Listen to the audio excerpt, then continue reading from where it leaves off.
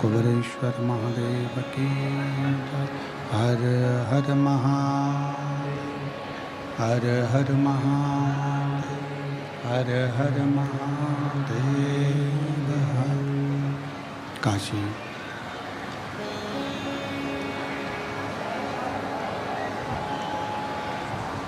विश्वनाथ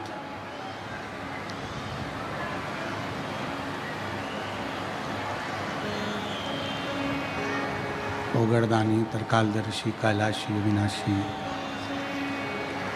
भगवान शिव जिनकी पुनित पावन पवित्र शिव महापुराण की कथा बाबा देवाधिदेव महादेव की कृपा से, करुणा से, उनकी उदारता से श्रवण करने का सौभाग्य प्राप्त हुआ है। भगवान शिव की ये परम कृपा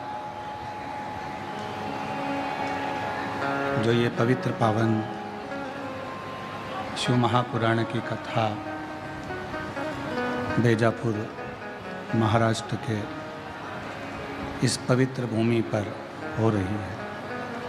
कथा के मुख्य यजमान श्री जीवनलाल रविंद्र कुमार जी संचेती, श्री विशाल जी संचेती, संचेती परिवार बेजापुर महाराष्ट्र। एक बार जोरदार ताली बजाकर यजमान परिवार के लिए साधु का। भगवान शिव की कृपा से कथा मंडप में विराजमान सभी संत, साधु, गुरुजन एवं अतिथि महोदय सभी को साधुवाद, जो इस पवित्र पावन शिव महापुराण की कथा का लाभ लेने के लिए यहाँ विराजे। और तेरी कृपा बिना ना हिले एक भी लेते हैं श्वास, तेरी कृपा से तनु तनु। बखान क्या करूं मैं राखों के ढेर का, चपटी बहुत मेरे खजाना कुबेर का। हे गंगाधर मुक्ति द्वार ओमकार तू, भोले ओमकार तू। आयो शरण तिहारी शंभु तार तार तू। भगवान देवाधिदेव महादेव भगवान शिव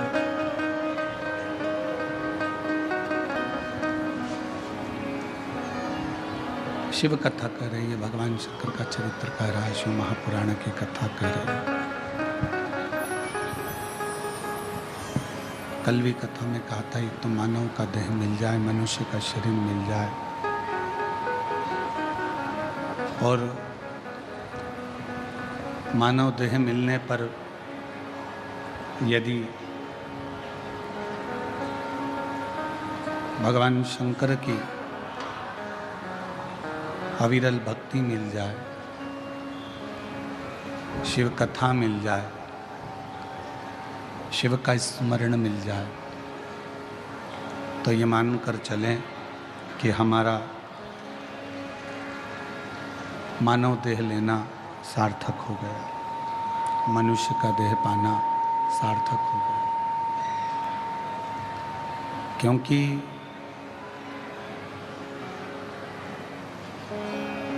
84 लाख योनियों में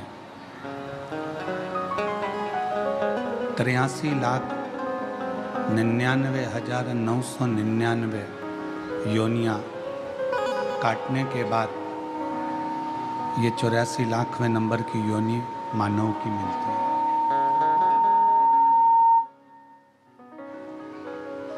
99,999 योनि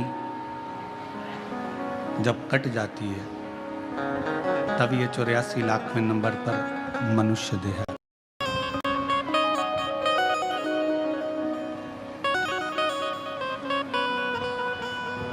20 लाख से तो ज़्यादा योनियां वृक्ष, पौधे, पत्ती, दुर्वा, घास इसकी हो जाती है।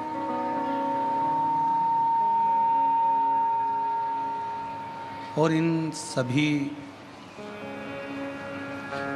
योनियों को त्यागते त्यागते त्यागते त्यागते फिर ये मानव का शरीर, मानव देह फिर प्राप्त हो।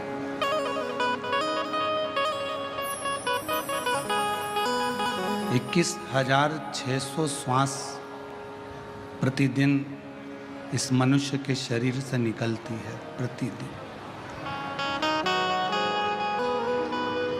अब उस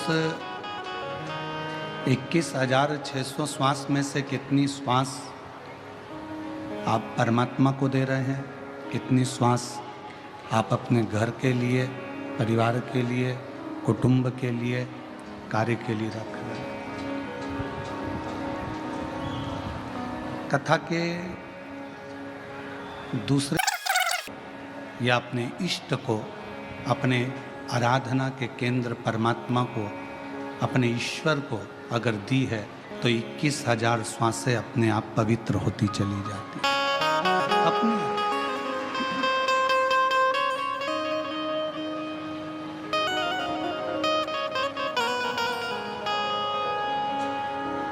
इस व्यासपीठ ने कभी आपसे ये नहीं कहा कि आप कहीं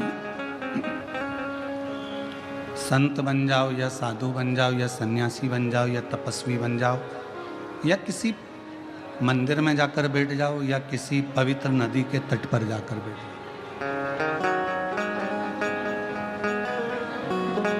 क्योंकि मेरे भगवान शंकर सारे आश्रमों में श्रेष्ठ आश्रम गृहस्थ आश्रम को मानते हैं।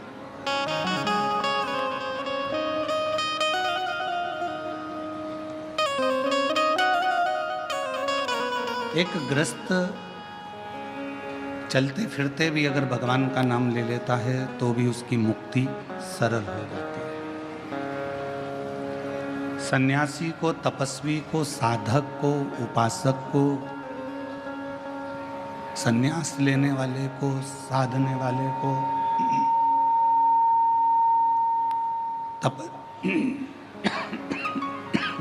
तपस्वी को, तप करने वाले को, साधना करने वाले को, उपासना करने वाले को, साधना करने वाले को, तपस्या करने वाले को तो बहुत तप करना पड़ता है। पर एक जो गृहस्थी है, गृहस्थ में रहने वाला जो व्यक्ति है वो चलते फिरते भगवत नाम का स्मरण करे और पार उतरते चले जाता है।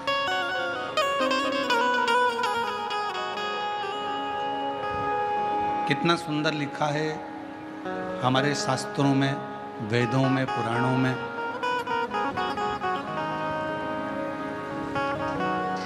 कि तीर्थ में जाकर बैठ गए तो मंत्र जाप ज्यादा करना पड़ेगा, संन्यास ले लिया तो भी भगवान के साधना तप ज्यादा करना पड़ेगा। पर यदि गृहस्थ में रह रहे हो,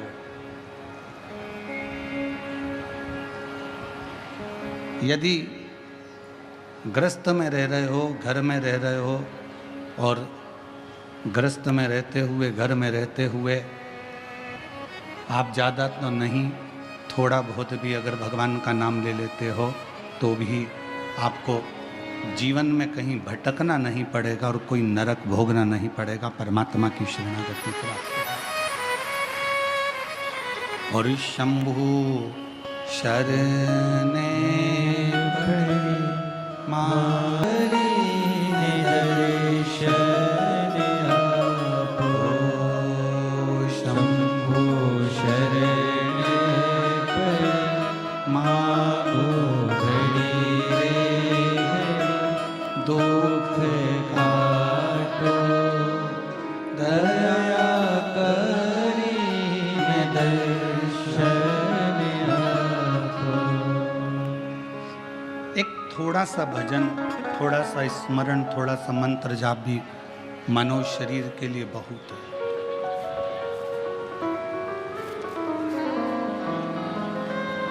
एक प्रसंग शिव महापुराण में आता है कि एक बार देव ऋषि नारद को अपनी विद्वत्ता का अभिमान आ गया।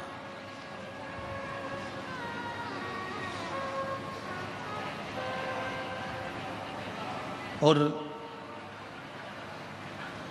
जब देव ऋषि नारद को अपनी विद्वत्ता का अहंकार आया, देव ऋषि नारद ने भगवान नारायण से जाकर कहा कि जितना मैं भगवान का भजन करता हूं, इतना संसार में रहने वाला कोई व्यक्ति आपका भजन नहीं करता।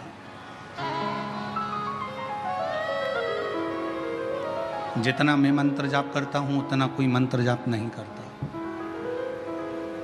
जितनी बार मैं आपका नाम लेता हूं, उतना नाम शायद कोई भी नहीं लेता।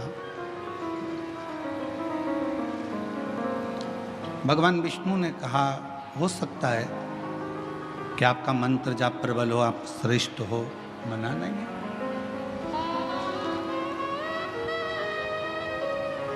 मैं श्रेष्ठ हूं, कार्य को आपने 4 चांद लगाया है, आपने मेहनत करी है, परिश्रम करा है, विश्वास करा है, तो आप श्रेष्ठ हैं। मैं श्रेष्ठ हूं, ये शब्द आपकी विद्वत्ता है, पर केवल मैं ही श्रेष्ठ हूं पूरी दुनिया में, ये आपका अहंकार है।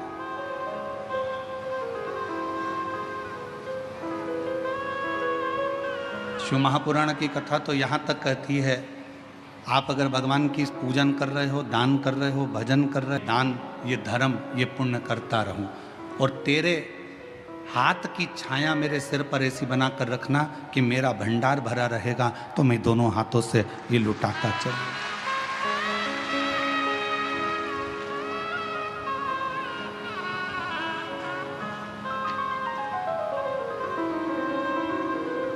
और यदि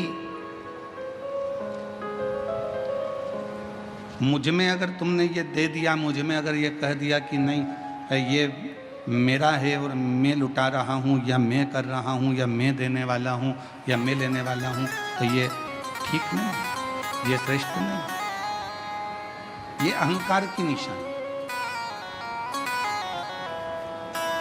देव ऋषि नारद ने कहा कि मेरे बराबर कोई भजन नहीं कर सकता, मेरे बराबर कोई तप नहीं कर सकता, मेरे बराबर कोई साधना नहीं कर सकता। ठीक है, भगवान विष्णु ने एक खीर का कटोरा बुलवाया, नारद जी के हाथ में दिया, नारद ये खीर का कटोरा शिव जी को देकर आओ।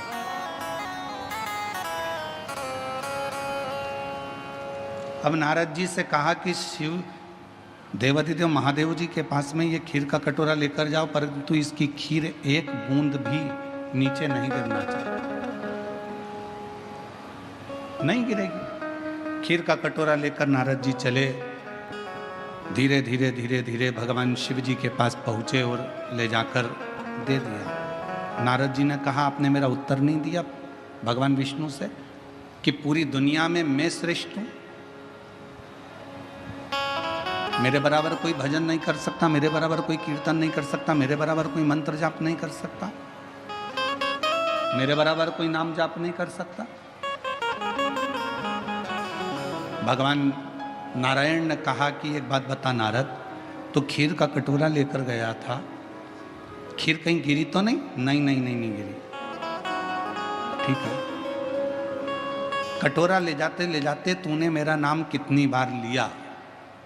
देव ऋषि नारद ने कहा, यदि नाम लेता तो खीर ही गिर जाती, इसलिए एक बार भी मैंने नाम नहीं लिया। भगवान नारायण ने कहा, नारद तुझसे तो बड़ा संसार में रहने वाला एक मनुष्य है जो दुकान पर जाता है तो मेरा नाम लेता है और आता है तो मेरा नाम लेता है, खेती कर रहा है तो मेरा नाम ले रहा है, कर्म कर रहा है तो मेरा नाम ले रहा। तो कहा उसने कोई सन्यास नहीं लिया, उसने कोई तपस्या नहीं करी, उसने कोई साधना नहीं करी, उसने अपना घर नहीं छोड़ा, अपनी प्रॉपर्टी नहीं छोड़ी, अपना परिवार नहीं छोड़ा। भगवान नारायण ने कहा, नारद पूरी लिस्ट उठाकर देखना, जिन्होंने घर छोड़ा उनको परमात्मा बहुत मुश्किल से मिला। मीरा अपने घर में रहकर वो गिरधर को प्राप्त कर ली, संत तुकाराम जी घर में रहकर हरि विठ्ठल को प्राप्त कर लिए, नामदेव जी घर में रहकर भगवान अपने परिवार में रहकर माँ जगत जननी को प्राप्त कर लिया, कर्माबाई ने अपने घर में रहकर जगन्नाथ को प्राप्त कर लिया। इस संसार सागर में प्रहलाद भी घर में रहा, भगवान को प्राप्त किया। ध्रुव जी घर में रहे, भगवान को प्राप्त किया। घर में रहकर भजन करने वाले को परमात्मा शीघ्र मिल जाता।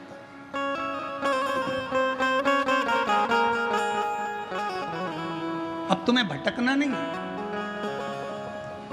और फिर निवेदन करूं मेरी बेजापुर की जीजियों से और मेरे जीजाओं से, मेरी बेटियों से, बेटाओं से, मेरी माताओं से, मेरे पिता तुल्य भाऊ से निवेदन करता हूं, कोई तुमसे कह दे कि तुम अपना घर छोड़ दो, बिल्कुल मना कर देना, मैं नहीं छोड़ सकता। कोई तुमसे कह दे तीर्थ में जाकर बैठ जाओ, हाथ जोड़कर कहना मेरे बस की बात नहीं है, मैं तो घर में रहकर भगवान को एक लोटा जल चढ़ा लूंगी और मेरा बाबा मेरे पर कृपा कर देगा, बस इससे ज्यादा कुछ नहीं।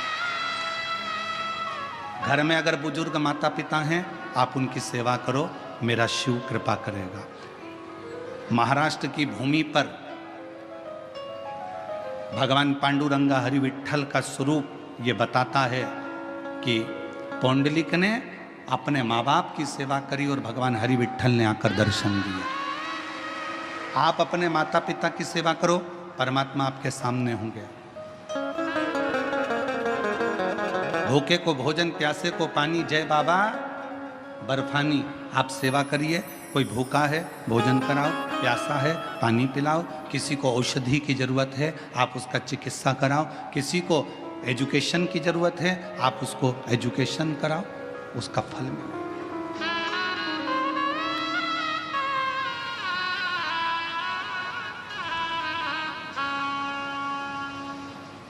जरूरी नहीं है कि आप किसी व्यक्ति को कोई धन दोगे तो दानी कहलाओगे।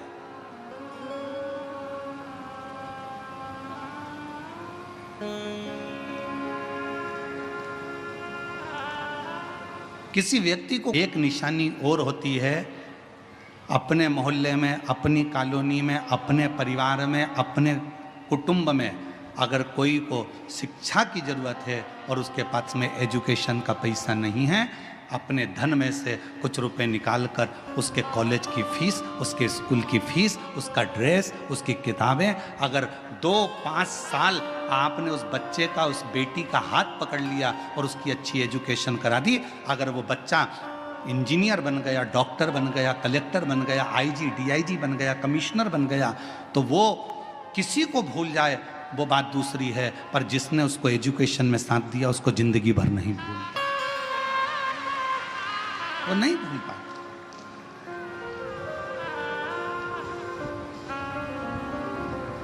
और हम अपनी व्यासपीठ से कई बार कह चुके, हमारे पास में हमारे माता पिता, हमारे पिताजी चने का ठेला लगाते थे, नहीं था धन। हम 5 भाई बहन का परिवार, पिताजी चने का ठेला लगाते, उसमें भी उनकी आंखों में मोतियाबिंद हो गया था, दिखता नहीं था, ठेला खड्डे में निकल जाता था तो पूरा चना जमीन पर ढुल जाता था। हमारी माँ दौड़ कर जाती थी, चने का पूरा ठेला बीनती, वापिस रखती, घर पर लाकर उसको फिर छांटती, फिर ठेले पर रखती, फिर वो बिकने के लिए जाती। एजुकेशन करने के लिए पैसा नहीं था, पर हमारे एक अग्रवाल परिवार में एक हमारे मित्र थे, रितेश अग्रवाल शामू, उसके कपड़े पहनकर हम स्कूल चले जाते थे।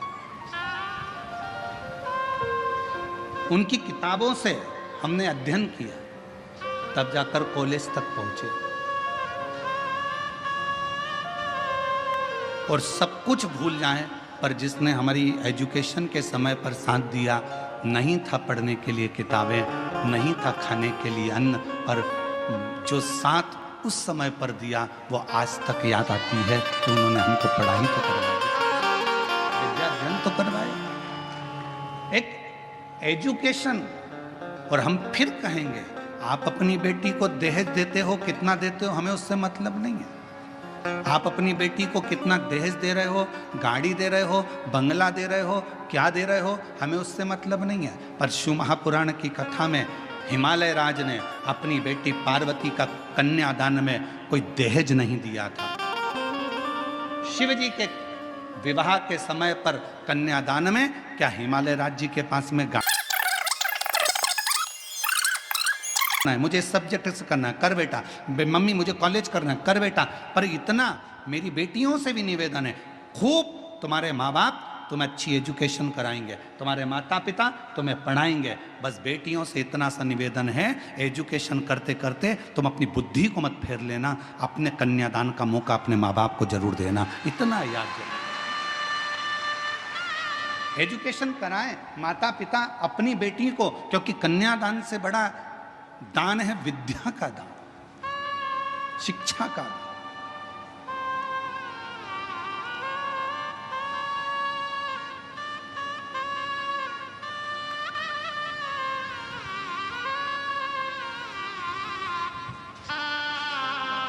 कभी हमारे सीहोर में विठले सेवा समिति के पास जाकर देखना, आप लोग जो दान करते हो उनके पास का जाके एक रजिस्टर देखना, जिस रजिस्टर में केवल मध्य प्रदेश के नहीं पूरे भारत के कई बच्चे ऐसे हैं जिनकी कॉलेज की फीस, जिनकी स्कूल की फीस, जिनकी किताबें, जिनके ड्रेस विठले सेवा समिति हर साल दिलवाती और हर साल फीस जमा करके उनको पढ़ाती है,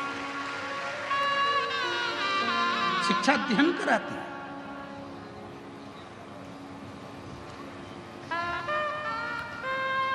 विद्या मत दो किसी को कुछ, आपका धन अपने पास में रखो, मना नहीं, पर उस धन का सदुपयोग करो। ये शरीर मिला, बहुत अच्छा दिया परमात्मा ने, बड़े सुंदर, हमने विद्या अध्ययन करी है, हमें भगवान की विद्या, हमने शिक्षा ग्रहण करी है। हमारी शिक्षा में ये नहीं सिखाया जाता कि कोई फेसबुक पर किसी की बुराई करे और तुम उसमें कमेंट्स करो, ये हमारी शिक्षा नहीं बताती। हमारी शिक्षा तो ये बताती है कि जहाँ कोई अच्छा व्यक्ति चल रहा हो उसके पथ के पीछे चलो तो अपन भी मंजिल तक पहुँच जाते हैं। ये हमारी शिक्षा कहती है, ये हमारी विद्या कहती है।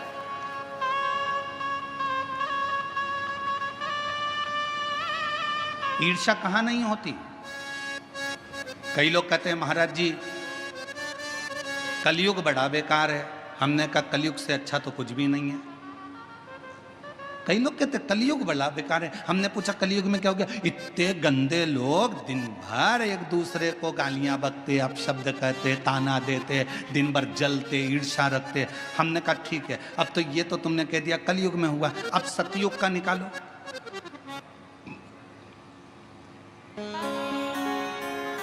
त्र्यंबकेश्वर बाबा की कथा निकाल लो, ज्यादा दूर मत जाओ, यही महाराष्ट्र की त्र्यंबकेश्वर बाबा की कथा निकालो। गौतम ऋषि अपने आश्रम में रहते थे, कुछ ऋषि आ गए, उन ऋषियों को रख लिया, उन ब्राह्मण संतों को रख लिया और वो संत वहां रहने लगे। रहते रहते गौतम ऋषि के जब पूरे नगर में देखा कि इसका तो इतना वर्चस्व है, लोग इसे इतना मानते हैं, लोग इसे इतना पूछते हैं, तो अंदर से ईर्ष्या जाग गई उनको और उन्होंने अपनी विद्या से एक गाय को उत्पन्न कर लिया। इतनी किंगकॉन्ग गाय, उसकी हड्डियां दिख रही थी एकदम दुबली पतली, और गाय से कहा कि तू हम निकल कर जाएं, उसके बाद में गौतम ऋषि के आश्रम में तू मर जाना, तेरे प्राण छूट जाए गौतम ऋषि के आश्रम में। जैसे ही वो संत निकल कर गए गौतम ऋषि के आश्रम में वो गाय मर गई। गौतम ऋषि के आश्रम में गाय मरी, उन्होंने वापिस लौट कर आए और गौतम ऋषि पर गौ हत्या का दोष लगा दिया। गौतम बाबा पर गौ हत्या का दोष लगा, गौतम बाबा को जगह जगह भटकना पड़ा।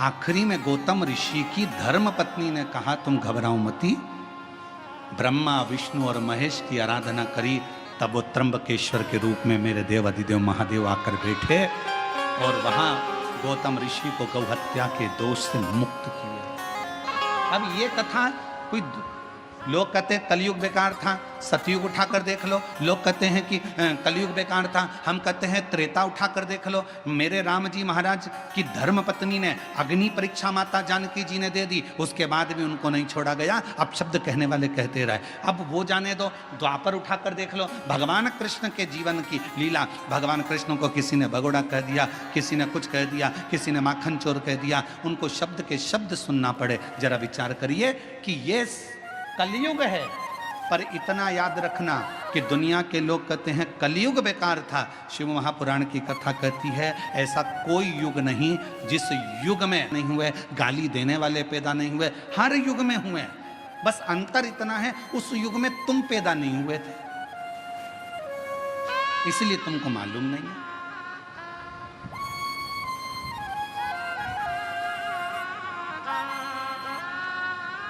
और बची कुची हो तो एक कथा और स्मरण कर लो। भगवान शंकर की नृत्य करती हुई नटराज की मूर्ति किस किस ने देखी है? फोटो या मूर्ति कभी मोबाइल पे या कहीं देखा है? हाथ तो उठाओ जरा, सबने देखा है, रख लो। शिव जी की नटराज की मूर्ति अगर आपने देखी होगी तो भगवान नटराज नृत्य कर रहे हैं और नृत्य करते समय उनके पांव के नीचे एक पुरुष दबा हुआ है। देखा है? जम के तो बोलो, सबने देखा है? आवाज नहीं आई, जम के बोलो जरा। देखा है ना? एक पुरुष जमीन पर लेटा है और भगवान शंकर उस पर नृत्य कर रहे हैं।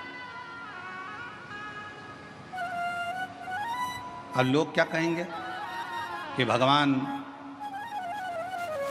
देवाधिदेव महादेव, भगवान शंकर, भगवान शिव, ओगड़दानी शंभु एक पुरुष के ऊपर नृत्य कर रहा है।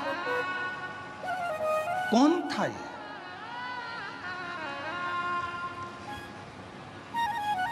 शिव महापुराण की कथा ने कहा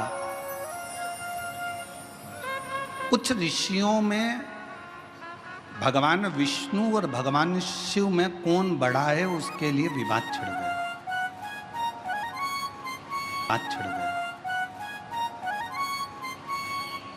और विवाद छिड़ा तो इतना छिड़ा कि वो आपस में लड़ पड़े, खूब लड़े।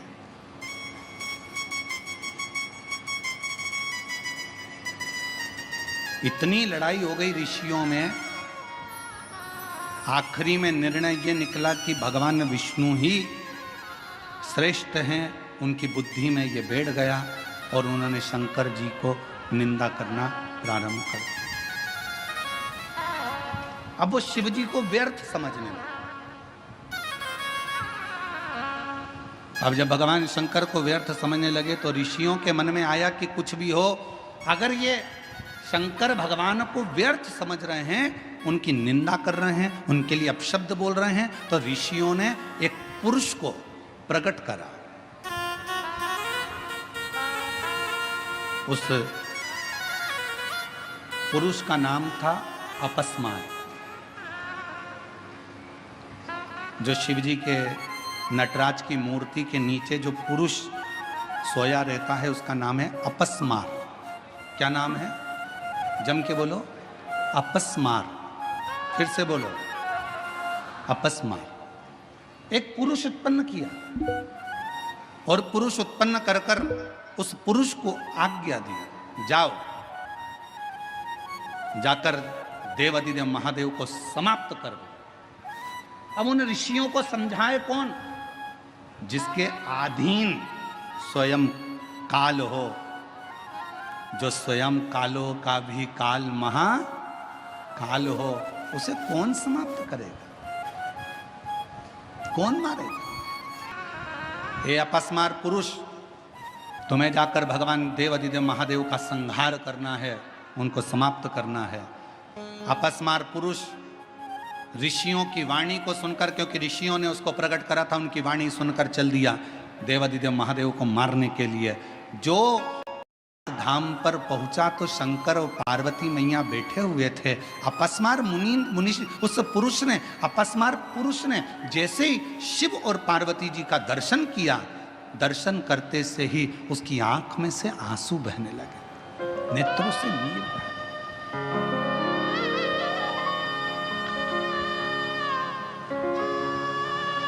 शिव जी का ध्यान चले गया और भगवान शंकर का ध्यान गया। शिव जी ने देखा कि ये पुरुष आया है और हमको देखकर रो रहा है, आंख से आंसू बह रहा है।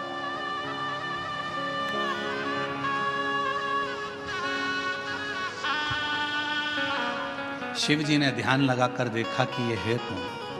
शंकर भगवान ने जो ध्यान लगाया तो पार्वती से कहा, पार्वती, भगवान विष्णु और मुझ में भेद करा ऋषियों ने और भगवान नारायण को श्रेष्ठ मानकर मेरे लिए अपशब्द कहकर मुझे मारने के लिए इस अपस्मार पुरुष को भेजा गया। इस पुरुष को मेरे पास भेजा गया मार। पार्वती जी कहती हैं, पर ये रो क्यों रहा? शिव जी ने कहा, पार्वती, तेरा और मेरा दर्शन किया तो इसके मन में श्रद्धा उत्पन्न हो गई, रो रहा कि मुझे मारने के लिए भेजा है, अब मैं मारूं तो कैसे मुझे मारूं? मैं मारूं तो कैसे मारूं? विचार किया। फिर शिवजी ने ध्यान लगाया कि शरण में आया है, मुझे देखकर अंदर श्रद्धा उत्पन्न हुई है, भले इसको मेरे को मारने के लिए भेजा पर मेरा फर्ज है इसका कल्याण करना। शिव जी ने नृत्य करना प्रारंभ कर दिया और शंकर भगवान ने जो नाचना प्रारंभ करा, वो अपस्मार पुरुष ने देखा कि मैं क्या करूं। अगर जब हम भगवान का दर्शन कर लेते हैं, स्मरण कर लेते हैं, तो हमारी चित्त वृत्ति में बैठ जाता है कि मैं भगवान के चरण पकड़ लूं। नृत्य करते समय जैसे ही भगवान ने अपना एक पांव ऊपर करा, उसी समय पर अपस्मार पुरुष ने शिवजी का चरण पकड़ना चाहा। शिवजी का चरण छुआ, जमीन पर सो गया। भगवान शंकर उसी, क्योंकि शिव पुराण की कथा कहती है उस अपस्मार पुरुष ने भगवान के चरणों को पाना था और शिव के चरणों में ही प्राण त्यागना थे। ये विचार करें, ये विचार। और हम तो बाबा के भरोसे चलते हैं, हम तो बाबा के भरोसे चलते हैं। ये दुनिया वाले जलते हैं, ये दुनिया वाले जलते हैं, हम तो बाबा के भरोसे चलते हैं, डमरू वाले के भरोसे चलते हैं, ओ घड़दानी के भरोसे चलते हैं, काशी वाले के भरोसे चलते हैं। उस अपस्मार पुरुष जमीन पर सो गया और भगवान शिव के चरण के प्रहार से आखिरी में उसके प्राण छूटे।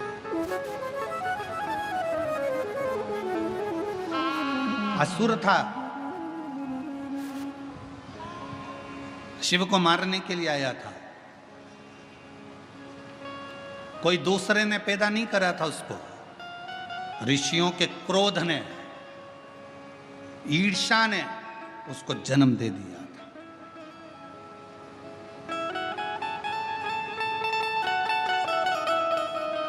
और ये क्रोध, ये ईर्ष्या, ये तर्क वितर्क, ये सब हमारी शिव पुराण की कथा कहती है, इससे थोड़ा दूर हटते चले जाओ। दूर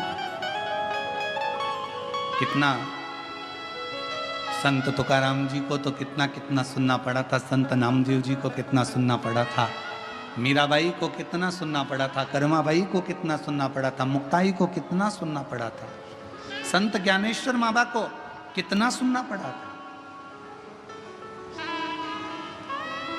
ये कहेंगे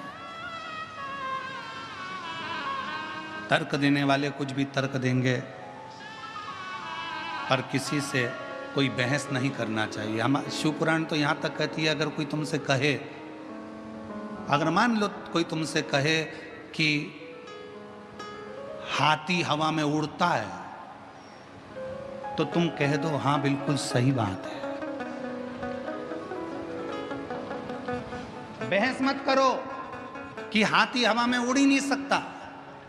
घोर कलयुग चल रहा है, कलयुग में अगर कोई तुमसे कहे कि हाथी हवा में उड़ता है, तो तुम कहो बिल्कुल सही बोल रहे हो। कल हमारे घर के बाहर तार पे टंगा था, हमने खुद देखा। कोई तुमसे कहे हाथी उड़ता है, बिल्कुल सही है। कल हमारे घर के बाहर तार पे से निकल कर जा रहा था, ऐसा कूद रहा था, हमने खुद अपनी आंखों से देखा। अगर तुम कह दो नहीं साहब हाथी तो हवा में उड़ता ही नहीं है, नहीं साहब हवा में उड़ ही नहीं सकता है, तो उसको बहस करना पड़ेगी, समझाना पड़ेगा। आज के व्यक्ति को समझाना सबसे कठिन काम। ज्ञानी को समझाया जा सकता है, अज्ञानी को समझाया जा सकता है, पर जिसके अंदर अभिमान भरा होता है उसको समझाना दुनिया का सबसे कठिन काम। ज्ञानी को समझाना सरल है, अज्ञानी को समझाना सरल है, पर अभिमानी को समझाना कठिन है। इसलिए कोई तुमसे कहे हवा में हाथी उड़ता है, तो क्या कहोगे? उड़ता है।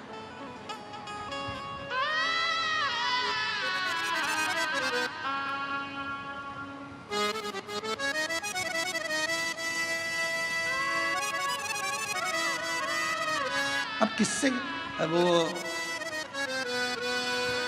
हमारे वो आशीष की लड़की है अविका, तो वो एक बार हम उसके पास में बैठे तो ऐसे वो गेम खेल रहे थे, हवाई जहाज उड़, कागज उड़, कपड़ा उड़,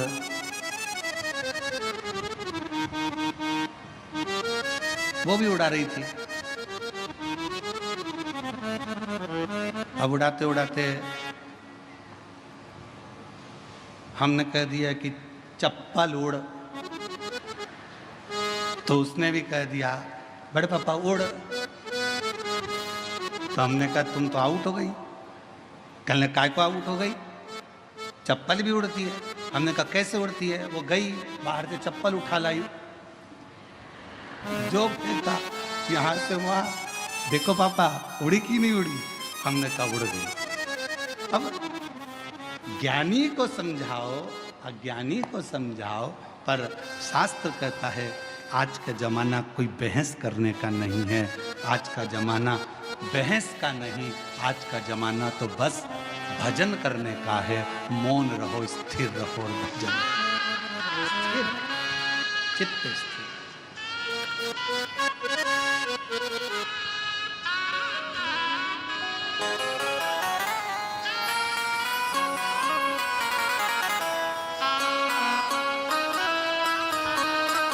और जितना स्थिर रहकर भगवान की भक्ति में डूबोगे उतना सुख प्राप्त होगा, उतना सुख। जिस अपस्मार पुरुष को ऋषियों ने जन्म दिया था, वो अपस्मार पुरुष शिव को मारने के लिए गया था, पर मेरे शंकर भगवान के दर्शन का फल ये मिल गया कि उसके चरणारविंद में ही उसके प्राण छूट गए।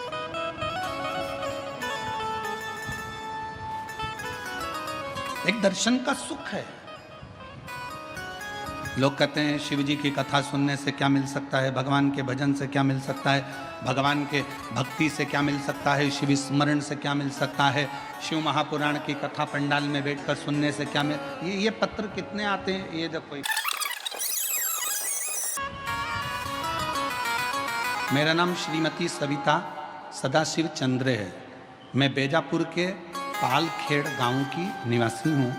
मेरी शादी को 10 साल हो गए थे, पर मेरे यहाँ कोई संतान नहीं थी। पत्र को एलईडी पर पढ़ सकते हो, आस्था चैनल पर पढ़ सकते हो। तब मुझे किसी ने पशुपति नाथ के व्रत के बारे में पता चला। मैंने 2 बार व्रत किया। श्रावण मास में हर रोज बाबा की कावड़ चढ़ाती, बाबा से विनती करती, और बाबा की कृपा से 10 साल के बाद मेरे घर में 2 संतान ने जन्म लिया। मैं बाबा को यहाँ प्रणाम करने के लिए आई। दोनों संतान के फोटो लगाए गए हैं, आप एलईडी पर देख सकते हैं। अगला पत्र देखिए। मैं सविता अप्पा साहेब दारुंटे, गांव हनुमंत गांव, तहसील बेजापुर, जिला छत्रपति संभाजी नगर। मेरा मोबाइल नंबर ये है। मेरी शादी को 19 साल हो गए थे, फिर भी 19 साल में कोई संतान नहीं थी। अस्पताल में डॉक्टरों की सलाह ली पर मुझे समाधान नहीं मिला। फिर डॉक्टरों ने 2017 में टेस्ट भी कराया पर उससे भी मुझे औलाद नहीं हुई। एक दिन आस्था चैनल पर मैंने मेरे परिवार के मुख से सुनी हुई शिव महापुराण की कथा बताई तो हमने सुनना प्रारंभ करी। सफ़ेद आंकड़े की जड़ को बांधा। पिछले 3 से 4 साल में हम रोज आस्था चैनल पर कथा सुनते हैं। बाबा से विनती करते हैं, गुरुदेव कोई एक बार आंकड़े की जड़ का प्रयोग करता है, मैंने 2 बार आंकड़े की जड़ का प्रयोग करा। बार बार भगवान शिव के पशुपति व्रत करे और बाबा की कृपा से 19 साल के बाद 25 मई 2025 को मुझे 2 बेटों ने जन्म लिया। मैं बाबा को प्रणाम करने के लिए आई हूँ। अगला पत्र देखिए।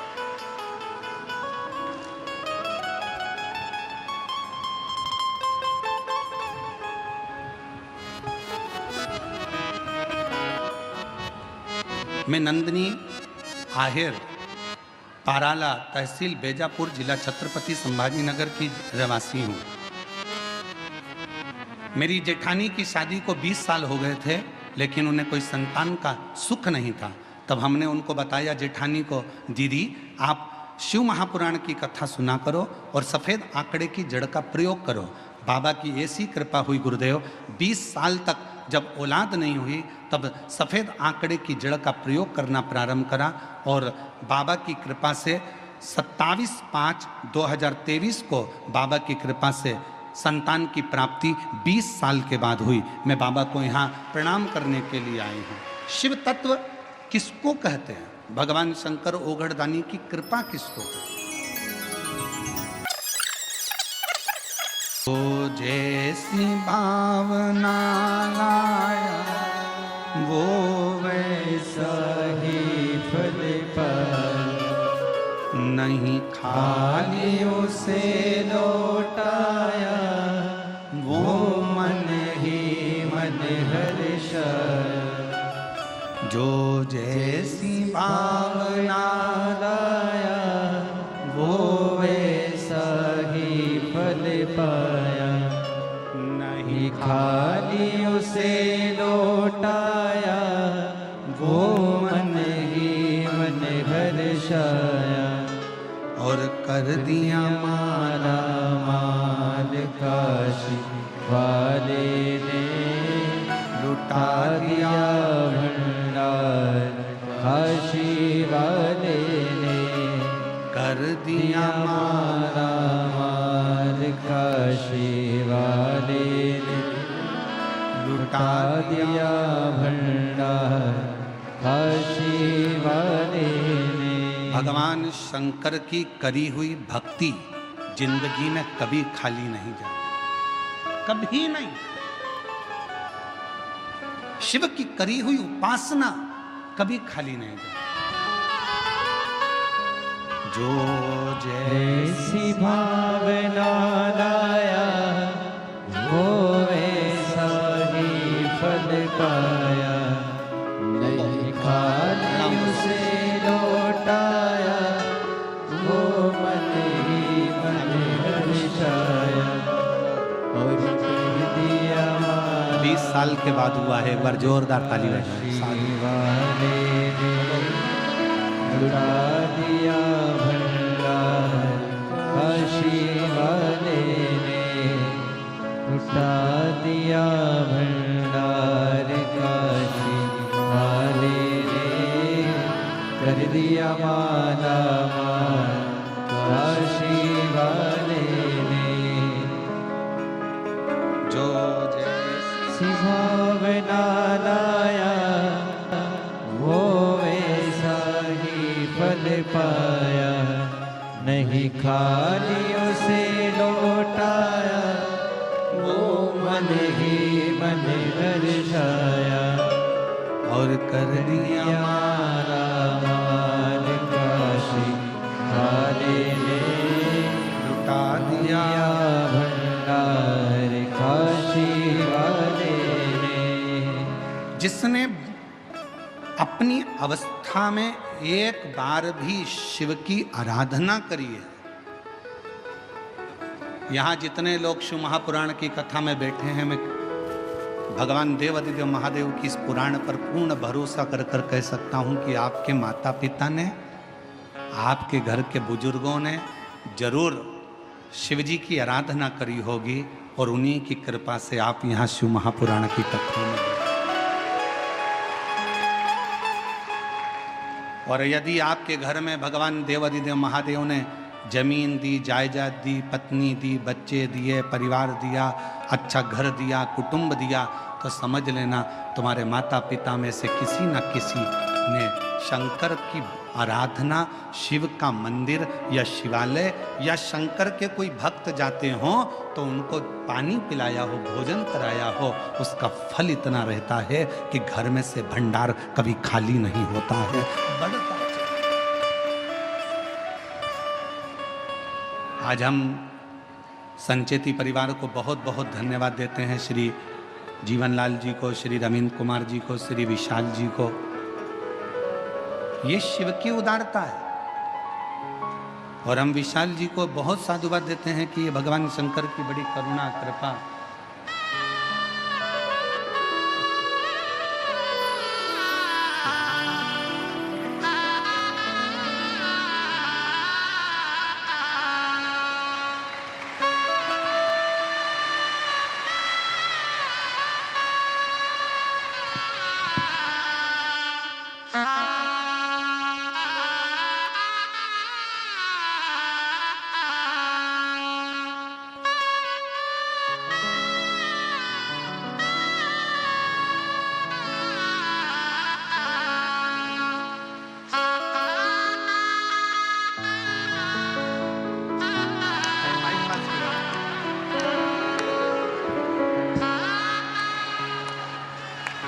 अभी मई में हुए हैं, यही 2025, और 19 साल के बाद हुए हैं दोनों। जोरदार ताली बजाकर स्वागत करें।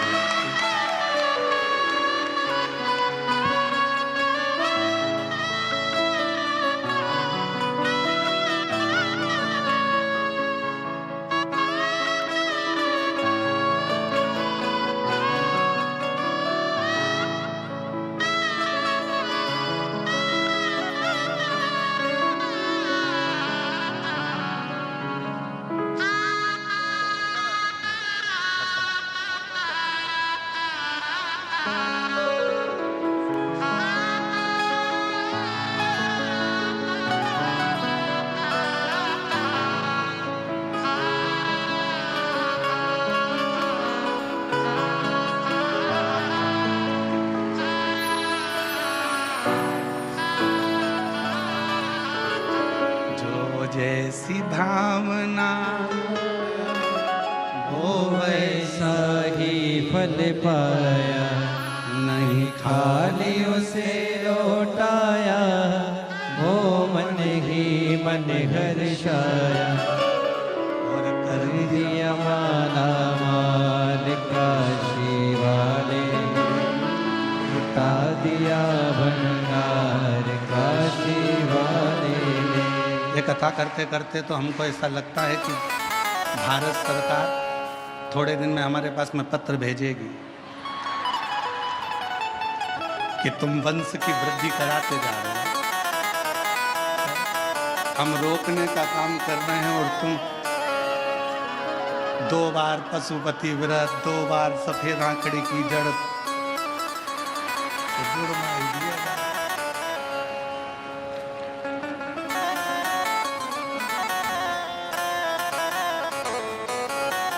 अब कौन समझाए शंकर जी के घर की एक बेटे की 2 बहुएं रिद्धि और सिद्धि,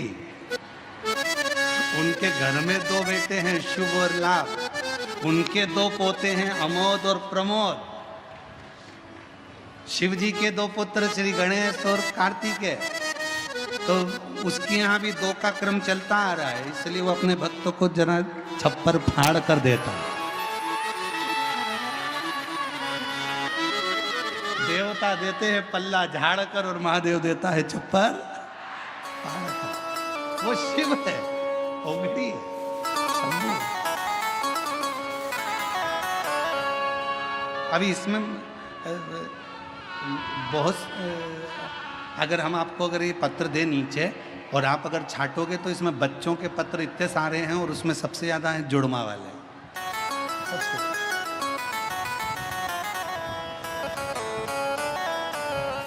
शिव शिव है।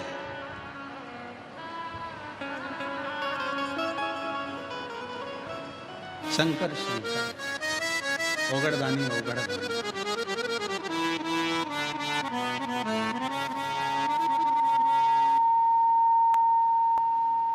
तेरे दरबार की बाबा निराली शान देखी है। वो जुड़मा और आ रहे हैं, वो देखो जुड़मा और आ रहे हैं दो।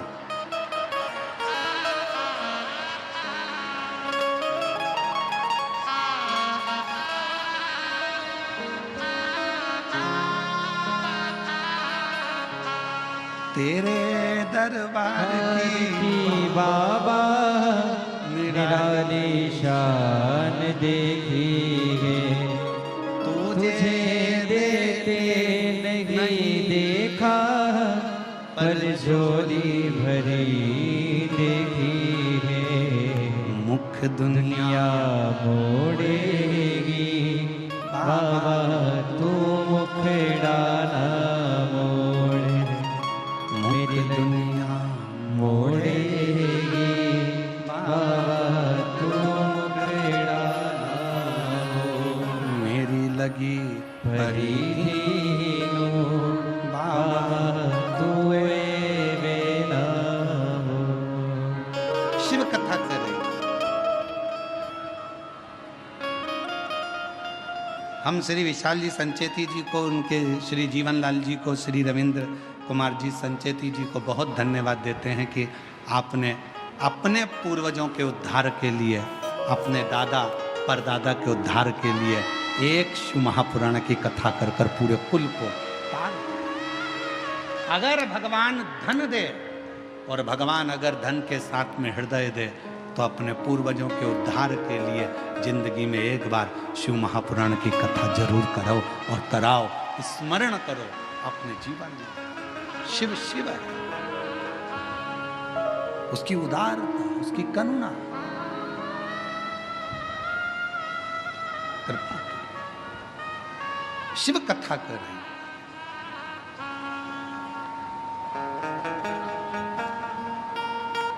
तारकासुर, जिस तारकासुर के 3 बेटे हैं, तारकाक्ष, विनुमाली, कमलाक्ष की।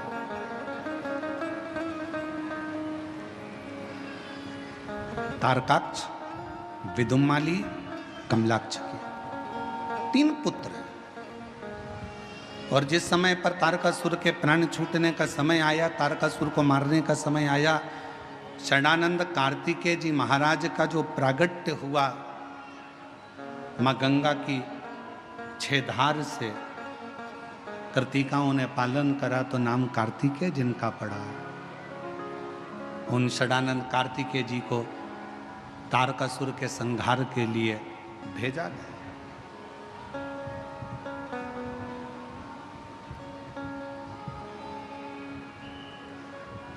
तुम जाओ इस तारकासुर का संहार करो।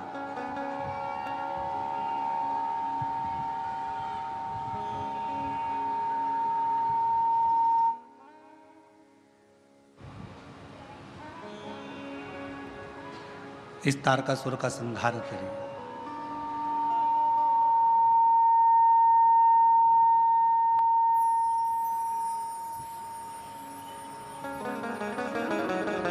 षडानंद कार्तिकेय जी जाने लगे। माँ दुर्गा भवानी जगतधात्री माँ दुर्गा अम्बा ने रोक लिया, माँ जगतधात्री ने रोक लिया। तारकासुर को मारने के लिए कार्तिकेय जी जा रहे हो? थोड़ा ठहरो।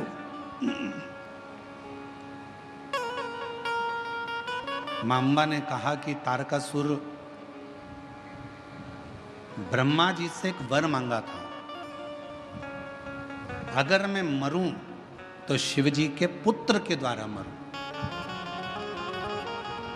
कार्तिकेय, तारकासुर तुम्हारे द्वारा मरेगा ये निश्चित है, पर बात ऐसी है कि तारकासुर ब्रह्मा जी को कष्ट दिया, सबको कष्ट दिया, पर तारकासुर ने कभी शंकर को कोई कष्ट नहीं दिया। और ये बात हम पहले भी कथा में कह सकें कि शिव जी का संसार में देवता हो, असुर हो, गंधर्व हो, साच हो, किन्नर हो, गंधर्व हो, तारकासुर जैसे कोई भी असुर हो, मेरे शंकर भगवान का दुनिया में कोई द्रोही नहीं है, शिव जी का कोई दुश्मन नहीं, शिव का कोई दुश्मन नहीं। और आपका और हमारा भी जगत में कोई दुश्मन नहीं है, ना हमारा कोई दुश्मन है ना आपका कोई दुश्मन। दुश्मन कौन? आपका भी कोई दुश्मन नहीं है, हमारा भी कोई दुश्मन नहीं है। दुश्मन किस चीज का है? तो कहा दुश्मन अगर इकट्ठे होते हैं तो आपकी प्रतिष्ठा के दुश्मन एकत्रित होते हैं। आपका कोई दुश्मन नहीं है, पर आपकी जो प्रसिद्धि है, आपकी जो सिद्धि है, आपका जो पद है, आपका जो फैक्ट्री है, आपका जो व्यापार है, आपका जो व्यवसाय है, आपकी जो उन्नति है, बस दुश्मन उसको देखकर उत्पन्न होते हैं। बाकी का आपका और हमारा दुनिया में कोई दुश्मन नहीं, ना आपका कोई दुश्मन है, ना कोई दुश्मन है, ना आपका कोई दुश्मन है। दुनिया में कोई दुश्मन ना तुम्हारा है ना हमारा है। केवल प्रसिद्धि को देखकर, सिद्धि को देखकर, आपकी सिंहासन को, आपकी सत्ता को देखकर उसके दुश्मन। दुश्मन